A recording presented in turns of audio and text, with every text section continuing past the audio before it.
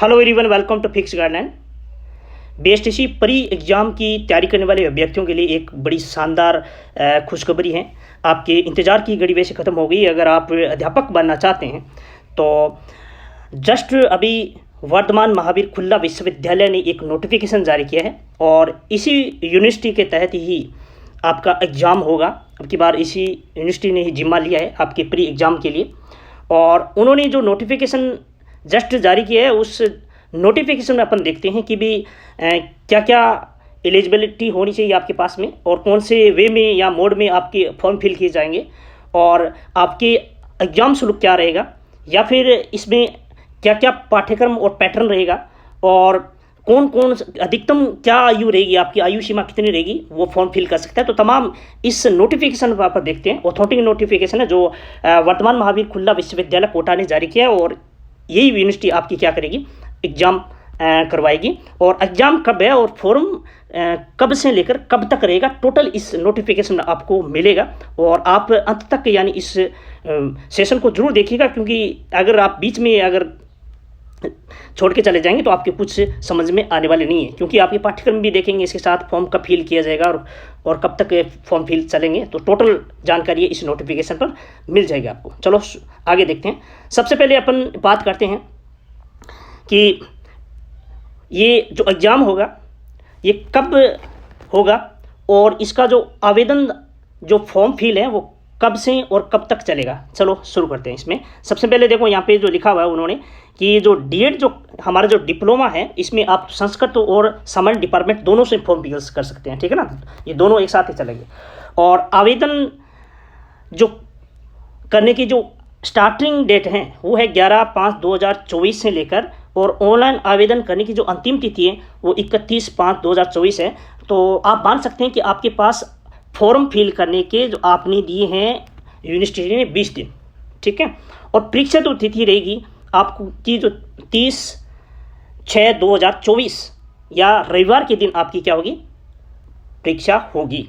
तो ऑलमोस्ट आपके पास लगभग आपके पास कितने रहे हैं, 1.5 महीने के आसपास बचे हैं। तो आप अपनी तैयारी है वो बड़ी शानदार शिद्दत के साथ लग जाए। अदरवाइज़ यानी क्योंकि आपको ज्ञात होगा कि ये जो मैं बता देता हूँ थोड़ा सा कि ये जो बीएसटीसी कॉलेज राजस्थान के अंदर टोटल कॉलेज हैं वो 376 कॉलेज है, जिसमें 26,000 यानी सीटें हैं अवेलेबल हैं। और लगभग जो प्रत्येक ईयर के अंदर लगभग 5 लाख से लेकर 7 लाख फॉर्म फिल होते हैं। तो मान सकते हैं कि आप कंपटीशन भी हैं यहाँ पे प्री में। तो ऐसा मतलब नहीं है कि भी कंपटीशन नहीं है, कंपटीशन भी शानदार है, क्योंकि 5 से 7 लाख के बीच में फॉर्म फिल होते हैं और राजस्थान में इनकी जो सीट है वो है 26,000। चलो आगे बात करते हैं। अब आपके पास शैक्षणिक योग्यता क्या होना चाहिए। तो शैक्षणिक योग्यता यानी दोनों डिपार्टमेंट में, सामान्य और संस्कृत डिपार्टमेंट के अंदर, सामान्य जिसकी जनरल कैटेगरी से आता है कोई व्यक्ति या फिर कोई स्टूडेंट्स, तो इनके पास में मैक्सिमम जो बारियों में जो मार्क्स होने चाहिए वो 50% होने चाहिए। और अन्य भी कोई भी हो, SC ST OBC, ठीक है ना, सॉरी ST या फिर EWS या फिर MBC, तो अदरवाइज कोई भी कैटेगरी हो इसके पास न्यूनतम जो मार्क्स होना चाहिए अपने +2 के अंदर तो होने चाहिए 45%। और एक बात और है, फॉर्म भी कौन फिल कर सकता है, तो या तो आपकी बारियों पास हो वो भी फॉर्म फिल कर सकते हैं। जिसकी बारियों अभी अपेयरिंग चल रही है, अभी हाल ही के अंदर आपके रिसेंटली कह सकते हैं कि भी आपका एग्ज़ाम का जो आपने दिए हैं इनका जो रिजल्ट आने वाला है तो वो भी फॉर्म फिल कर सकते हैं, ठीक है ना। तो ये आप दोनों इस टाइप के फॉर्म फिल कर सकते हो। और अब बात करते हैं कि आवेदन शुल्क क्या रहेंगे। तो आवेदन शुल्क आप सामान्य अगर या फिर संस्कृत दोनों में अलग अलग भरते हो तो आपको मिलेंगे, जो चालान में कटेगा आपको 450 रुपये। और जो दोनों फॉर्म फिल एक साथ करते हैं या कह सकते हैं कि सामान्य और संस्कृत, सामान्य में क्या होता है कि भी जहाँ हिंदी मीडियम बोल सकते हैं, ठीक है ना। और इनके जो फॉर्म हैं के जो पैसे लगेंगे आपको वो हैं, आवेदन के पैसे हैं 500 रुपये। तो कुल मिलाकर आपको समझ में आ गया होगा कि भी 450 रुपये और 500 रुपये लगेंगे आपको, ठीक है।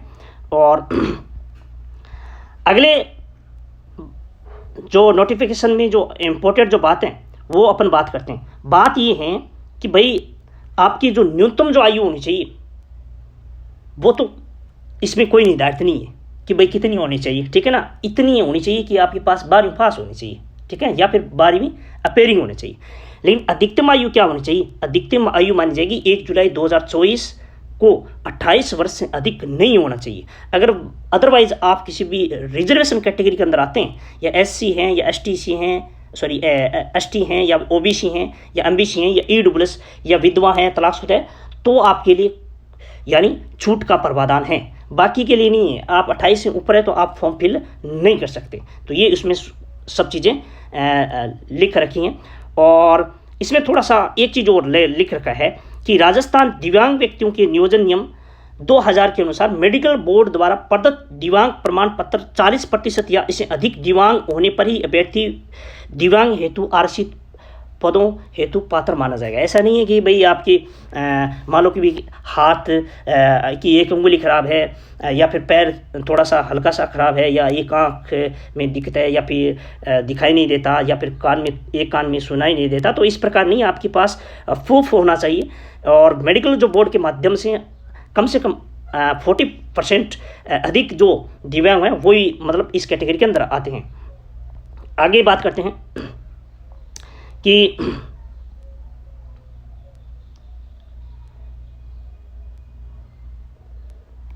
बात इसमें देखो कुछ और चीज़ें भी हैं। आपके पास अगर भूतपूर्व सैनिक या आश्रित या आर्मी, नेवी, एयरफोर्स हेतु जो समक्ष सत्र के जारी प्रमाण पत्र प्रस्तुत करना होगा, और अगर आपके काउंसलिंग के समय प्रस्तुत नहीं किए जाने की स्थिति में श्रेणी आरक्षण का लाभ दे नहीं हुआ। अगर आप फॉर्म भर रहे हो और आप ये कह रहे हो कि मैं प्रो या एक्स इंडियन आर्मी या नेवी एयरफोर्स हूँ, और बाद में अगर आपका काउंसलिंग टाइम आता है तो उसमें आप मान लो कि भाई ये चीज़ें अगर नहीं दिखाते हो तो आप इसके लिए योग्य नहीं माने जाएंगे या पात्र इनके नहीं माने जाएंगे। तो ये भी आप ध्यान रखना है, ठीक है ना।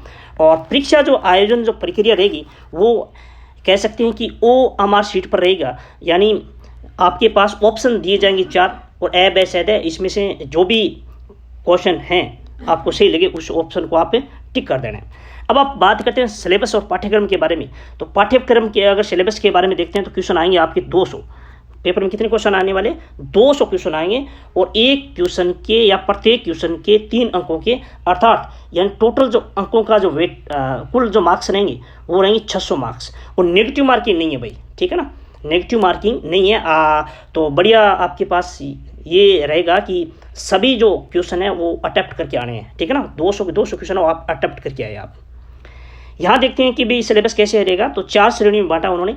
एक तो जिसमें मानसिक योग्यता जिसे रीजनिंग कहते हैं, इनके जो 50 जो क्वेश्चन आएंगे और प्रत्येक क्वेश्चन के 3 अंक अर्थात 150 अंकों का होगा। इसके बाद में जीके बै पार्ट में जीके रहेंगे, और राजस्थान के जीके में सभी चीज़ आ जाएगी भाई, ठीक है ना। आगे विस्तार से और देख लेंगे। हिस्ट्री, पॉलिटिकल, ज्योग्राफी, इकोनॉमिक्स पढ़नी पड़ेगी आपको, और 50 क्वेश्चन ले दे के आपको प्रत्येक के 3 अंक अर्थात 150 अंक ये होंगे।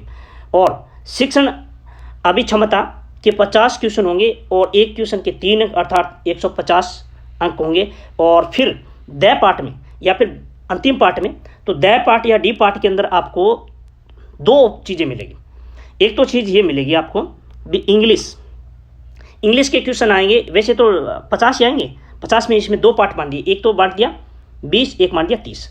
और इंग्लिश के रहेंगे आपके 20 क्वेश्चन कंपल्सरी आएंगे, और प्रत्येक क्वेश्चन 3 अंक का अर्थात 60 अंकों का ये आ जाएगा।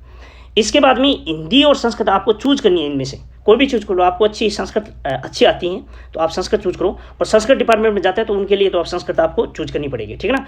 और सामान्य में अगर जाते हैं तो वहाँ पे हिंदी आप लैंग्वेज आपको चूज करनी पड़ेगी। तो हिंदी कर लो या संस्कृत चूज कर लो। इसके जो अगर हिंदी में आप चूज करते हो तो क्वेश्चन आएंगे आपके 30, एक क्वेश्चन के 3 अंक अर्थात यानी कितने अंक हैं? 90 अंक हैं। तो ये आपको ध्यान होना चाहिए, ठीक है ना। ये सिलेबस और पूरा पाठ्यक्रम इसमें पूरा डिटेल से दिया हुआ है, ठीक है। और ये OMR शीट पर ये क्वेश्चन होगा। और इसके बाद में अब पूरा सिलेबस देख लेते हैं कि कौन कौन से जो सिलेबस के अंदर टॉपिक रहते हैं, या कह सकते हैं कि कौन कौन सा टॉपिक आपको पढ़ना है। वैसे बच्चे क्या करते हैं, अतिरिक्त में पढ़ लेते हैं, चीज़ अनावश्यक चीज़ पढ़ते हैं और बाद में सिलेक्शन नहीं हो पाता। तो आप ऐसा मत करना, जो टॉपिक में पूछा गया वही टॉपिक पढ़ो आप, और वही पढ़ के जाना है, वही वहीं से आएगा, अदरवाइज बाहर से कुछ आने वाला नहीं। तो सबसे पहले देखिए, जो रीजनिंग के अंदर जो टॉपिक आएंगे ये ले देखिए, देखो एक यानी रीजनिंग, तार्किक योग्यता और एनालॉग। तो एनालॉजी के अंदर दो वस्तुओं की आंशिक समानता या समरूपता यहाँ से आएगा, और विभेदीकरण आएगा, और रिलेशनशिप आएगा, और विश्लेषण या फिर तार्किक चिंतन। ये इतने टॉपिक आएंगे भाई। इसके अलावा आप मतलब टॉपिक तो और भी बहुत होते हैं रीजनिंग में, ले दे के 40 से अधिक टॉपिक होते हैं, लेकिन आपको इतने पढ़ने, और यहाँ से 50 क्वेश्चन आएंगे। और आगे देखो, बे पार्ट के अंदर 50 क्वेश्चन आते हैं, और यहाँ पे जो क्वेश्चन पूछे जाएंगे तो वो राजस्थान की हिस्ट्री है, पॉलिटिकल है, ज्योग्राफी है, इकोनॉमिक्स है, और इसके साथ साथ सोशल जो पक्ष हैं, या फिर टूरिज्म, ये ज्योग्राफी का आगे भाई, ठीक है ना। सामाजिक जो पक्ष है ये भी ज्योग्राफी का है। तो ले दे के यहाँ पे ज्योग्राफी जो सब्जेक्ट है उनका वेटेज सबसे ज़्यादा रहता है, लगभग यहाँ से 25 क्वेश्चन अकेले एक विषय से आता है। अगला देखिए, शिक्षण अधिगम के 50 क्वेश्चन आएंगे, और यहाँ से जो टॉपिक हैं ये रहेंगे शिक्षण अधिगम, और इसके बाद में लीडरशिप यानी क्वालिटी, और इसके बाद में सृजनात्मक क्रिएटिविटी, और इसके बाद में कंटिन्यू एंड कंप्रहेंसिव या इवैल्यूएशन होता है, जो सतत व्यापक मूल्यांकन होता है, और कम्युनिकेशन स्किल्स आती है यहाँ से, और प्रोफेशनल एटीट्यूड्स जो अभिवर्ती पूछते हैं। तो ये ले देखे सोशल सेंसिटिविटी। तो ये इतने टॉपिक यहाँ से शिक्षण अभिक्षमता से प्रश्न पूछे जाते हैं, या टीचिंग एप्टीट्यूड बोलते हैं इंग्लिश में। तो यहाँ से इतने टॉपिक्स में क्वेश्चन आएंगे, और ये क्या होता है, ये व्यवहारिक आते हैं, ये क्वेश्चन है बहुत शानदार व्यवहारिक आते हैं। इसमें पढ़ने की ज़्यादा आवश्यकता नहीं होती, क्योंकि यहाँ पे आपको पढ़ाने का जो मेथड है, टीचिंग मेथड है, या फिर किस प्रकार आपके जो व्यवहार में, या किस प्रकार इसमें एक अच्छी बात ये भी होती है कि आप जब क्वेश्चन अटेम्प्ट करते हो तो आपके पकड़ में आ जाते हैं। अगर आप 4 ऑप्शन को अच्छे ढंग से अगर पढ़ते हो तो आपको पकड़ में आ जाता है कि इसका राइट आंसर यही होगा। तो थोड़ा सा ये व्यवहार अपने आप पर डिपेंड करेगा कि आपको इसका राइट आंसर क्या है, वो अपने आप खुद को मिल जाएगा। इसके बाद में यहाँ पर बात करते हैं लैंग्वेज की। तो लैंग्वेज में इंग्लिश में अगर बात करते हो तो इंग्लिश में देखो, एक तो एरर आ गया, ठीक है ना, और इसके बाद में एक पैसेज आएगा, पहले तो पैसेज आएगा, इसके बाद में आपको मिसिंग एरर पूछा जाएगा, नरेशन यानी डायरेक्ट इनडायरेक्ट पूछा जाएगा, प्रीपोजिशन आएगा, आर्टिकल आएगा, और कनेक्टिविटीज़ मतलब कंजक्शन होते हैं, और इसके बाद में सेंटेंस पूछे जाएंगे, कितने सेंटेंस कितने प्रकार के होते हैं, टेंस भी पूछा जाएगा, वोकेबरी में आएगा, एंटोनिम्स सिनोनिम्स हैं, वन वर्ड हैं, और इसके साथ ये पूछे जाएंगे, आपको एक पैसेज दिया जाएगा, इस पैसेज के थ्रू पूछे जाएंगे। तो ये 20 क्वेश्चन यहाँ से आते हैं। आगे नेक्स्ट बात करते हैं संस्कृत, जिसके पास संस्कृत है तो वहाँ पे 30 क्वेश्चन आएंगे, और जो लैंग्वेज लेंगे हिंदी तो उनके भी 30 क्वेश्चन आएंगे। और हिंदी में जो चीज़ें आएंगी वो देखो क्या क्या आएगी। इसमें शब्द ज्ञान, प्रायवाची शब्द है, विलोम शब्द है, युग्म शब्द है, वाक्य विचार है, शुद्धिकरण है, शब्द शुद्धि व वाक्य शुद्धि है, मुहावरे है, लोक या कहावतें हैं, संधि है, समास है, उपसर्ग है, प्रत्यय, वाक्यांश के लिए एक सार्थक शब्द है। तो कुल मिलाकर ये टॉपिक आने वाले हैं। तो और भी आपके जहन के अंदर या माइंड के अंदर कोई क्वेश्चन चल रहा है तो आप मुझे अपने कमेंट बॉक्स में बता सकते हैं और पूछ सकते हैं कि सर मेरे ये चीज़ें समझ में नहीं आई। और मैं आशा करता हूँ कि आप बेहतर तरीके से इस सिलेबस को इतने दिनों में कवर करके आप अपने मुकाम को हासिल कर सकते हैं। और इस सेशन में बस इतना ही, मिलते हैं नेक्स्ट सेशन के साथ, तब तक के लिए धन्यवाद।